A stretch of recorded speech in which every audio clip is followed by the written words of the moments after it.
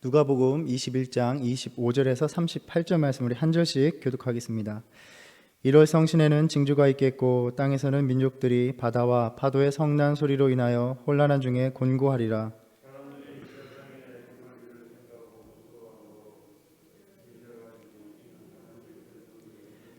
그때에 사람들이 인자가 구름을 타고 능력과 큰 영광으로 오는 것을 보리라.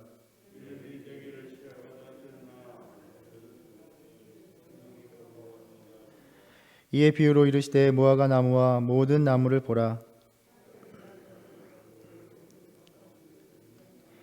이와 같이 너희가 이런 일이 일어나는 것을 보거든 하나님의 나라가 가까이 온지를 알라.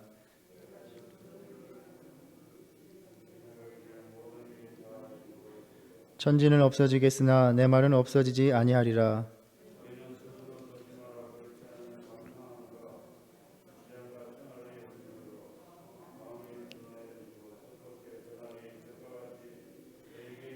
이날은 온 지구상에 거하는 모든 사람에게 이 말이라.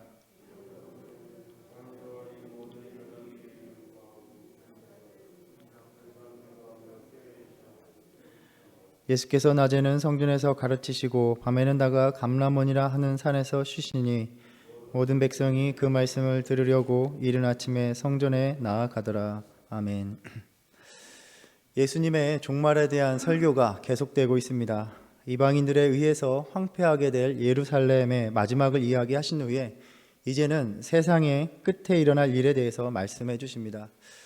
우리는 역사의 현실을 살아가면서 재난과 위기가 닥쳐올 때마다 이 예수님의 종말에 대한 말씀을 떠올리고 또 계시록의 환상을 떠올리면서 주님께서 오시는 때가 바로 지금인가라고 생각을 하기도 합니다.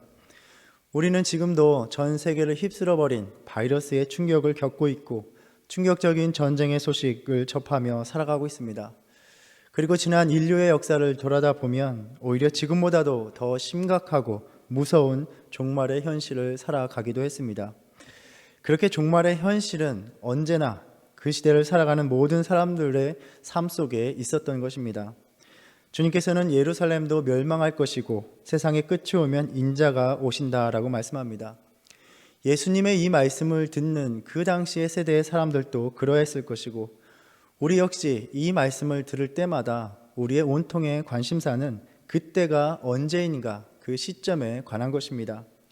수십 년 전에 종말론에 심취한 사람들이 특정한 날짜를 정하여 한 곳에 모여서 종말의 사건을 기다리는 그런 웃지 못할 일도 있었습니다. 오히려 종말을 기다리다가 그들의 현재의 삶이 뒤엉키고 엉망이 되어버렸습니다. 예수님께서 마지막 때에 대한 말씀을 주시는 것은 결코 그때가 언제인가를 알려주시기 위함이 아니었습니다. 그날과 그때는 아무도 모르나니 하늘의 천사들도 아들도 모르고 오직 아버지만 아시느니라 라고 말씀하셨습니다. 예수님께서도 모르시는 그때를 어떻게 알려주실 수 있었겠습니까? 이 마지막 때에 대한 말씀들, 그 글들을 묵시문학이라고 합니다. 묵시문학을 연구하는 학자들이 공통적으로 이야기하는 것은 이러한 글들이 기록된 목적이 지금을 살아가는 사람들이 앞으로 다가올 때를 의식하며 바로 현재의 생각과 행동, 삶의 방식을 바꾸기 위함이다 이렇게 이야기합니다. 그러니까 너희가 지금처럼 살아가서는 안 된다라는 그런 경각심을 일깨우기 위한 목적이 있다는 것입니다. 마지막 때를 의식하며 살아가지 않으면 현재의 악에 물든 삶이 지속될 것이기 때문입니다. 현재의 악한 삶에서 돌아서게 하는 것, 그래서 하나님 앞에서 설 준비를 하게 하는 것이 바로 종말에 대한 말씀을 전해주시는 목적이라 볼 수 있습니다. 현재의 잘못된 삶에서 돌아서는 것, 바로 그것이 무엇입니까? 회개입니다. 즉 세례 요한과 예수님이 하나님의 나라를 전하며 선포하셨던 말씀과 종말의 말씀을 통해서 주시는 그 메시지가 다르지 않다는 것입니다. 그런데 우리는 종말의 말씀을 접하며 그날과 그 시기가 언제인가에만 관심을 두는 것입니다. 안타깝게도 그 이유가 주님께서 종말의 때에 관한 말씀을 주시는 의도와는 정반대의 모습을 보이고 있는 것입니다. 우리가 잘 알듯이 20여 년 전에 9.11 사태가 일어난 이후에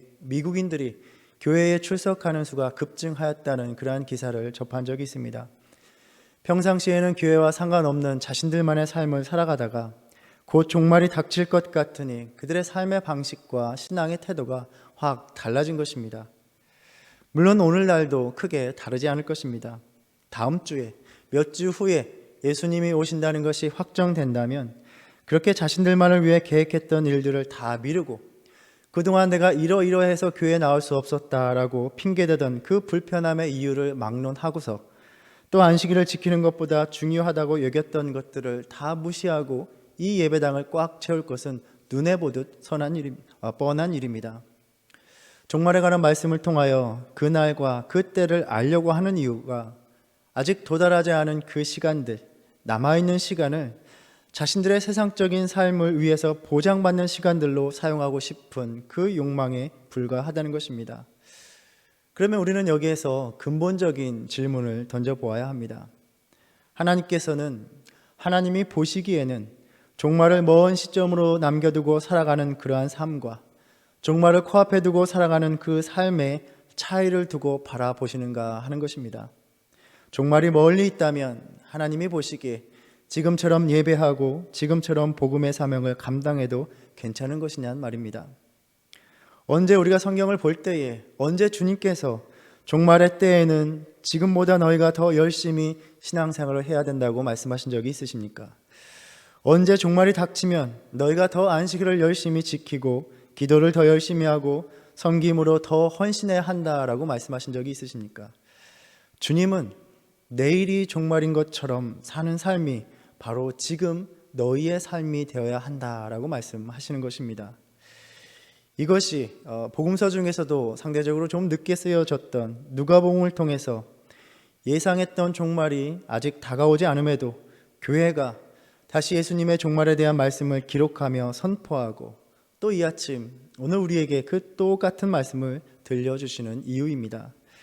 그런데 우리는 우리 시대의 종말의 현실들, 팬데믹이나 전쟁의 현실을 살아가면서도 지금 우리가 보이는 신앙은 초대교회의 그 신앙, 마라나타, 아멘 주 예수여 오시옵소서의 간절한 기대와 소망이 아니라 주님 오시기는 오시되 지금은 오지 마옵소서와 같은 고백하는 그러한 삶으로 살아가고 있는 그런 안타까운 현실이라는 점입니다. 오늘 이 말씀을 들으며 다시 종말을 앞둔 참된 신앙의 모습을 회복하는 저와 여러분 되기를 바랍니다. 종말에 대한 말씀은 베드로후서 3장 4절에서 말씀하신 것과 같이 주께서 강림하신다는 약속이 어디 있느냐? 조상들이 잔후로부터 만물이 처음 창조될 때와 같이 그냥 있다라고 말하면서 살아가는 그렇게 조롱하고 빈정되는 세상의 시선과 의식에 파묻힌 우리의 믿음의 시선을 다시 주님께로 돌리게 하시는 말씀입니다. 종말에 대한 선포는 세상이 끝나는 두려움을 알려주시기 위함이 아니라 하나님 나라에 대한 소망, 그 지평선으로 우리를 이끄시는 은혜의 말씀인 것입니다. 예루살렘의 멸망에 이어서 이 세상의 멸망에 대해서 말씀하시듯이 하나님께서 목적하신 일들을 이루시고 끝내시는 일은 이스라엘뿐만이 아니라 창조의 모든 세계에 영향을 미치는 사건입니다. 하나님께서 피조물의 세계에 뜻하신 바를 이루시는 구원과 심판의 성취에서 벗어날 영역은 없다는 것입니다. 오늘 본문과 같이 우주 전체가 혼란하게 되며 모든 곳에서 인간들이 동요하게 될 것입니다. 26절에 사람들이 세상에 임할 일을 생각하고 무서워함으로 기절할 것이다 라고 말씀합니다. 우리는 오늘도 그러한 삶을 살아가고 있습니다. 오늘날에도 수많은 재앙과 재난들, 전쟁의 현실, 그것들이 우리에게 큰 두려움을 안겨주고 있습니다. 그런데 이러한 모든 일들이 인자가 권능과 영광 가운데 구름을 타고 임할 일에 대한 징조가 된다라고 말씀하셨습니다. 다니엘서 7장에 암시되었고 또 사도행전 1장에서 이르신 말씀과 같습니다. 인자의 오심은 예수님을 따르는 모든 이들, 그 제자들로 하여금 세상 열방이 두려워하며 떨며 맞이하는 그 현실을 전혀 다른 차원으로 받아들이게 합니다. 28절 말씀에 이런 일이 시작하거든 일어나 머리를 들라 너희 속량이 가까웠느니라 라고 말씀하셨습니다. 모든 우주를 뒤흔드는 그 표징이 믿지 않는 이방 민족들에게는 두려움과 고통의 현실로 경험되지만 예수님을 구주로 고백하는 이들에게는 그분을 영접하는 구원의 사건이 된다는 것입니다. 그렇기에 너희는 당당히 머리를 들라라고 하십니다. 주님의 오심은 모든 환난과 박해로부터 구원을 의미하기 때문에 그분을 기다리는 자들에게는 기쁨의 순간이 되어버립니다. 한편으로는 참 좋은 말씀 같지만 우리의 신앙을 크게 도전시키시는 말씀이기도 합니다. 우리가 어떤 가치관을 따라 사느냐에 따라서 희비가 갈리는 것입니다. 정말 내일 아니면 지금 당장 예수님이 오시는 것이 큰 기쁨의 순간이 될 수 있느냐라고 묻는다면 정말 자신 있게 대답하실 수 있으십니까? 세상이 이렇게 끝나버리는 것이 괜찮습니까? 솔직히 믿는다고는 하지만 아닌 분들도 많이 있을 것입니다. 새로 마련한 집에 내일 들어가는데 주님이 오시면 어떻게 합니까? 세상에 미련이 있으면 이 세상이 마지막이 되는 것이 너무나도 끔찍하고 싫다는 것입니다. 그러나 우리에게는 더 큰 문제가 있습니다. 주님께서 오신다는 것은 그렇게 세상의 가치관을 따라 살았던 인생들에 대한 심판을 의미한다는 것입니다. 제대로 신앙생활을 하지 못하고 있는데, 주님께서 맡기신 일들을 제대로 감당하지 못하고 있는데 주님께서 오십니다. 교회를 떠나 생활을 하고 있는데 주님께서 오십니다. 정작 신자이지만 주님이 오신다는 것이 세상 사람들과 다를 바 없는 두려움이 되는 삶을 살아가고 있다는 것입니다. 주님께서는 너희가 당당히 머리를 들라 하셨는데 머리를 들기는커녕 계시록 6장의 말씀처럼 굴과 산들의 바위 틈에 숨어서 산들과 바위에게 말하며 우리 위에 떨어져 보좌에 앉으신 이의 얼굴에서와 그 어린 양의 진노에서 우리를 가리라. 그렇게 다급히 외치는 삶을 살아가고 있는 인생들이 믿음의 공동체에도 많다는 것입니다. 주님께서 이 아침에 종말에 관한 말씀을 들려주시며 우리에게 물으십니다. 지금 내가 당장 너희에게 가면 너는 마침내 다가온 구원의 기쁨으로 당당히 머리를 들 수 있느냐라고 물으십니다. 지금 내가 하나님 앞에서 살아가는 모습이 그날에 두려워 떨며 기절하는 저 세상 사람들 속에 섞여 있어야 하는 그러한 삶은 아닌가 돌아보라고 우리에게 말씀하십니다. 당당히 머리를 들 수 있는 그러한 예배의 삶을 살아가고 있습니까? 당당히 머리를 들 수 있는 주님의 일을 충성되에 섬기고 있습니까? 더럽고 추악한 삶을 멀리하며 살아가고 있습니까? 주님이 지금 당장에 오시느냐 안 오시느냐의 문제가 결코 아닙니다. 주님은 지금 이 순간도 우리의 삶 속에 임하고 계시기 때문에 주님이 지금 우리에게 기대하고 바라고 명하시는 그 삶이 구름을 타고 오시는 그때에 요구하실 모습과 결코 다르지 않다는 것이 중요합니다. 오늘 또 주님 말씀 앞에 살아가면서 언제든지 주님이 오실 때에 일어나 머리를 들 수 있는 그러한 믿음의 삶을 살아가는 저와 여러분 되기를 간절히 바랍니다. 그러한 삶을 살아가기 위해서 늘 분별하며 살아가라고 주님께서 무화과 나무에 대한 비유를 들려주십니다. 마태와 마가복음과는 달리 누가복음에서는 단지 무화과 나무뿐만이 아니라 모든 나무를 보라라고 말씀하십니다. 우리가 나무를 보면 계절을 알듯이 종말의 사건들과 같은 일들이 일어날 때에 그러한 것들을 보거든 하나님의 나라가 가까이 온 줄을 알라라고 하셨습니다. 32절 말씀에 이 세대라는 말에 대해서는 여러 가지 어려움이 있고 또 해석이 있지만 분명 예수님 당시의 사람들은 자신들의 세대라고 여겼을 것입니다. 그리고 그 이후로도 이 말씀을 듣는 세대마다 자기의 세대를 가리킨다고 여겼을 것입니다. 앞에서 언급했듯이 모든 인류는 역사 가운데 종말의 현실을 겪으며 하나님 나라 그 문턱을 살아가고 있었던 것입니다.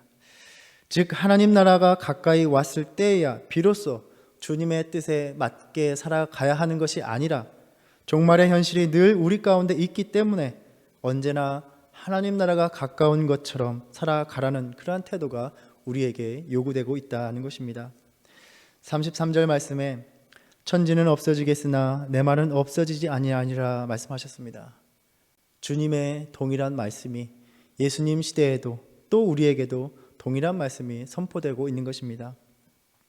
그렇다면 그때나 지금이나 어제나 오늘 우리에게 언제나 동일한 믿음의 삶이 요구되고 있다는 말씀입니다.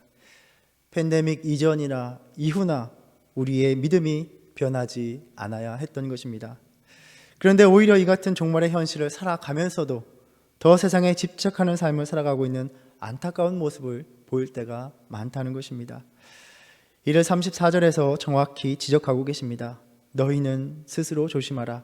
그렇지 않으면 방탕함과 술 취함과 생활의 염려로 마음이 둔하여지고 뜻밖의 그날이 덫과 같이 너희에게 임하리라. 스스로 조심하라 라고 말씀하셨습니다. 결국 믿음의 책임은 자기 자신에게 있다는 말씀입니다. 우리 교회가 지금 이러이러해서 내가 신앙생활이 약해질 수밖에 없었다라고 변명하고 핑계댈 일이 아니라는 것입니다. 우리는 각자의 행함을 가지고 주님 앞에 서게 될 것입니다. 스스로 깨어있지 않으면 방탕함과 술 취함과 생활의 염려로 그렇게 마음이 둔하여질 것이다 라고 하셨습니다.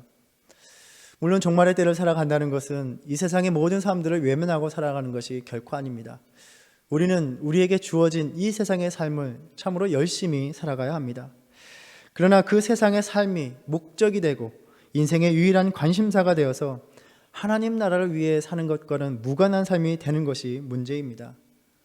우리가 오늘 또 열심히 살아가야 할 이 삶은 하나님의 나라를 준비하는 삶, 하나님 나라의 삶의 일부가 되어야 하는 것입니다. 그러나 세상적인 관심사에 매몰되어서 영적인 것에 둔하여지면 주님이 오시는 그날은 심판이 되고 그 심판이 덫이 되어서 우리를 삼켜버리는 것입니다. 주님께서는 오늘 말씀을 통해서 이 덫을 피할 방법을 알려주셨습니다. 항상 기도하는 것입니다. 영악하게 굴며 종말의 때가 다가온 것 같을 때에 기도하라고 하지 않으셨습니다. 항상 기도하라고 하셨습니다. 그래서 예수님도 늘 기도하셨습니다. 십자가의 두려움과 고통이 목전에 다가오서야, 막바지에 이르고서야 주님께서는 열심히 기도하지 않으신 것입니다. 언제나 아버지께 나아가 기도하셨기에 십자가로 나아가는 길, 그 사명에서 벗어나지 않는 삶을 사실 수가 있었던 것입니다. 항상 기도하라 라고 말씀하셨습니다. 영적인 시선을 내려놓지 않는 길이 바로 기도이기 때문입니다. 우리가 흔히 이야기하기를 기도는 영적인 호흡이다 라고 말합니다. 우리의 호흡에 하나님의 숨결이 없어지면 우리의 삶은 죽은 것과 다르지 않습니다. 신앙생활을 하시면서 기도의 능력을 충분히 알고 계시고 다 맛보셨기에 굳이 기도의 능력에 대해서 강조할 필요는 없을 것입니다. 어려움 속에서도 인내하는 것도 바로 기도의 힘입니다. 기도할 때에 주님께서 우리의 소망 되심을 알게 되고 그것을 붙들고 살아갈 수 있기 때문입니다. 우리가 살아갈 때에 절망과 좌절이 우리를 삼키는 것은 정말 한순간입니다. 그래서 우리는 항상 기도해야 합니다. 우리의 염려를 맡기고 기도할 때에 모든 지각에 뛰어난 하나님의 평강이 그리스도 예수 안에서 너희 마음과 생각을 지키시리라 약속해 주셨습니다. 기도하기 어려울 때 그것을 극복하는 길이 기도다라고 말을 합니다. 우리가 힘들고 어려운 현실 속에 있다면 다시 기도함으로 힘을 얻으시기를 바랍니다. 순간의 형통함과 평안함 속에서 교만하며 방탕한 삶으로 빠지지 않는 것도 바로 기도에 있습니다. 제자들이 큰 능력을 받았으나 귀신 들린 소년을 고치지 못할 때에 기도 외에는 다른 이유가 없다라고 말씀하셨습니다. 기도를 멈추는 순간 성령의 능력을 힘입는 일도 그치게 되고 종말을 살아가는 믿음의 삶도 그치게 되는 것입니다. 그래서 우리가 신앙생활의 껍데기는 살아가고 있지만 우리가 감당하는 사역들은 사업이 되고 섬김은 성취가 되고 직분은 자리가 되어버립니다. 신앙의 형식은 있지만 하나님 나라의 가치와 그 의미를 잃어버린 신앙의 형식만 갖추고 살아가게 되는 것입니다. 오늘도 우리는 이 아침 하나님 앞에 나와 기도하기 위해 나왔습니다. 참 감사한 일입니다. 나올 때에는 정말 피곤하고 힘든 가운데 있지만 우리가 나온 이 자리는 기도할 수 있는 은혜의 자리인 것입니다. 이 아침 우리가 드리는 기도가 오늘 하루에 우리의 삶을 붙드는 주님의 능력을 받는 통로가 될 줄을 믿습니다. 기도하기를 힘쓰는 우리 성도님들을 축복합니다. 오늘 이 아침 우리에게 주신 이 말씀 돌아보며 종말의 때가 언제인지가 아니라 그것이 중요한 것이 아니라 바로 지금 오늘을 종말의 때로 살아가는 그 주님의 명이 있음을 우리가 다시 한번 새기기를 바랍니다. 이를 위해서 기도하라라는 주님의 명을 따라서 이 아침 전쟁이 임한 우크라이나를 위해서 또 육신의 고통 중에 있는 우리의 지체들을 위해서, 예배와 헌신의 삶을 내려놓고 있는 우리 지체들을 위해서, 그렇게 다시 주님의 뜻을 받들어 우리가 주의 사역을 열심히 감당하는 공동체가 되기 위하여 기도하면서 오늘 또 주님이 명하신 종말에 합당한 믿음의 삶을 살아가는 저와 여러분 되기를 간절히 소망합니다. 기도하겠습니다. 주님이 언제 오시든지 그날을 준비하며 주님 보시기에 합당한 삶을 살라고 말씀해 주셨습니다. 우리가 살아가는 하루하루가 주님이 오시기만을 고대할 수밖에 없는 종말의 현실입니다. 우리 인생의 어떤 순간에 주님이 오실지라도 기쁨으로 맞으며 머리를 들 수 있는 믿음의 삶을 살아가기를 원합니다. 주님의 자녀, 주님의 제자라 하면서도 주님이 오시기를 원치 않으며 이 세상의 삶을 추구할 기회를 삼는 거짓된 믿음을 벗고 깨어서 스스로 조심하는 삶, 기도하는 삶을 살아가도록 우리를 붙들어 주시옵소서. 오늘도 기도 가운데 주님과 동행하며 주님이 주시는 능력으로 거룩한 주의 뜻을 받드는 깨어있는 주의 제자로 살아가게 하여 주시옵소서. 예수님의 이름으로 기도드립니다. 아멘. 하늘에 계신 우리 아버지여, 이름이 거룩히 여김을 받으시오며 나라에 임하옵시며 뜻이 하늘에서 이룬 것 같이 땅에서도 이루어지이다. 오늘날 우리에게 일용할 양식을 주옵시고 우리가 우리에게 죄 지은 자를 사하여 준 것 같이 우리의 죄를 사하여 주옵시고 우리를 시험에 들게 하지 마옵시고 다만 악에서 구하옵소서. 나라와 권세와 영광이 아버지께 영원히 있사옵나이다. 아멘.